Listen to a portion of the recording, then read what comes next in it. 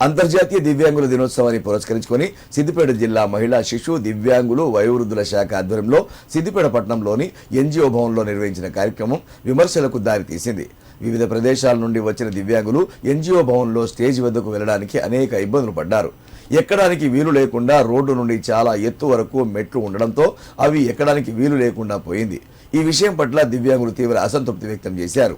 దివ్యాంగుల పేరు మీద ఉత్సవాలు నిర్వహిస్తూ కనీసం తమకు అనుకూలమైన స్థలాన్ని ఎంపిక చేయకపోవడంపై ఆగ్రహం వ్యక్తం చేశారు.